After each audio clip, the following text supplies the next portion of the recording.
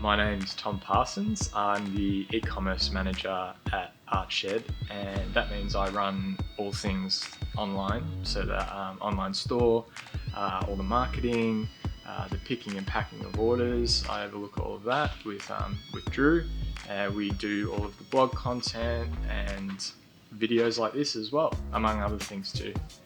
Outside of hours, I have a small business called Outside the Square Canvas. We make round canvas, custom canvases and frames. That keeps me pretty busy after hours, but I paint as much as I can. So I also do a bit of work to commission and a bit of my own painting these days as well, when I can find the time. In among all of that, I also am slowly but surely fixing up my house. I'm pretty handy, so I really enjoy kind of learning new skills and being able to do a bit of building and things like that is really fun. I used to be really into rapping. You can find me on YouTube, but good luck trying to find it. I've always been a painter. I was privileged to get one-to-one painting classes in my younger years with John Laurie, who's another artist from Melbourne. Under his mentorship, I developed my painting skills, and that was instrumental in my kind of building my foundations with painting, specifically with oil painting. And then I went on to study and complete a Bachelor of Fine Arts with honours at Monash University. Over the years, I've been lucky enough to exhibit fairly extensively, with my most recent shows are in Perth, the Sunshine Coast, and at Glenira Town Hall Gallery. It's been a while between shows, so hopefully we'll have another one soon. So over the past few years, I've been moving between portrait painting and still life painting. Portraits that I work on are largely for commissions, and still life is kind of my foundational practice. Still life is the subject that I am always drawn back to working from. I am fascinated with the way that still life can portray such like weighty subject matter like life and death, time and perception, but doing it through really kind of ordinary and banal subject matter like a bowl of fruit or just objects. I find that really interesting. So when I'm working and painting in still life, I'm trying to create allegory using more contemporary items, so things that I find in my studio, and talking about our consumption these days and mass production, things like that. Over time, I've worked in so many different styles, and I would still say I have not settled on a specific style or subject. I like to paint loosely and boldly with acrylics, but then some days I like to paint in fine detail and glazing with oil paint.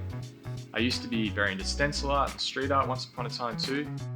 Stencil art also built up my skills that were then kind of translated into painting with oils and things like that, because with stencils you have to look at a subject in terms of tone and break down the tone kind of very dramatically. So that was really helpful when it came to painting in oils with a brush later on. Between then and now, I've also done a bit of video art and installation art, but these days I'm pretty focused on painting on a canvas, and again just working with the still life as my main subject.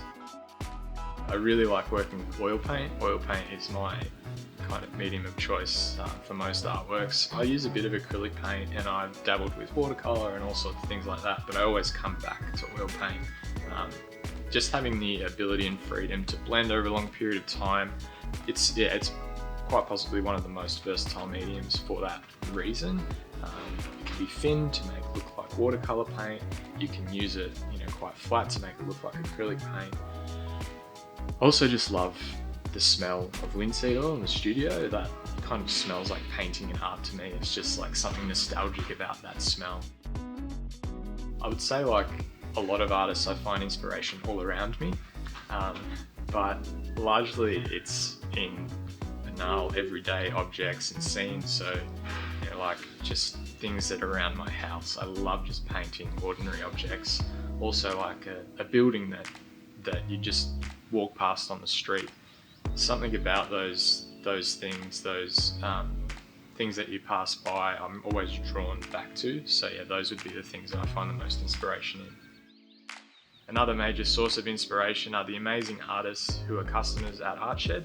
We get to meet so many like-minded creative people working here. There are a handful of artists I look to for inspiration. Jeffrey Smart has been a huge influence on me. Another is one of my lecturers from university, which was Daniel von Sturmer, and still life master Giorgio Morandi. I love Morandi's paintings.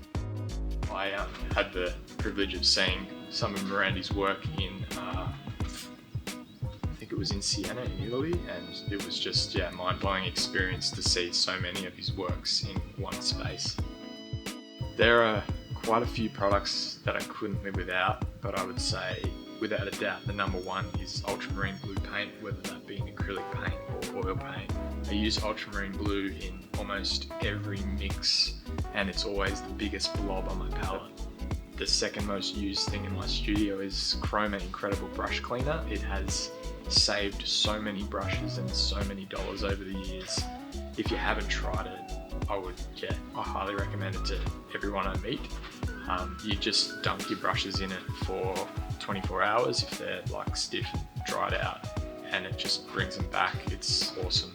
The third most kind of important items in my studio are the brushes. The Montmartre oil Taklon brushes I use predominantly for everything. They are really versatile. They can be used with acrylic and oil. Because they are made with a synthetic bristle, they're much easier to clean than a chunking or hog bristle brush. And I just really like that the bristles are quite stiff but still soft enough that you can get really nice smooth blends. So yeah, again, they're really versatile. And then the second brush variety that I use a lot is the Montmartre Abstract Expression brush. I made a video for Artshed a couple of years ago of me painting a portrait of Troy, which you should go and check out. And yeah, I explain in that why I like those brushes, but it's mainly because it just allows you to paint really big bold marks, and again, they're a stiff bristled brush and they're very versatile as well. Art hack number one is definitely get Chroma Incredible Brush Cleaner. As I said before, it will save your brushes. Art hack number two is when it comes to pre-made canvases like the Montmartre Professional Double Thick canvases, which I actually use a lot, give them an extra coat or two of gesso, and you can sand between coats when the gesso is dried. That just allows you to bring up the surface of the canvas, so make it much more smooth. So for fine detail work, it makes working a lot easier. You don't necessarily need to do that, but it does improve the quality of that surface immensely.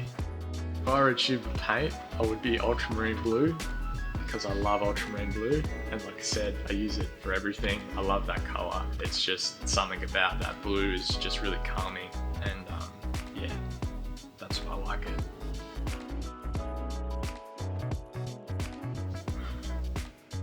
You can find me on Instagram at Tom Parsons Painting, also outside the square _ canvas, and my website tomparsonspainting.com.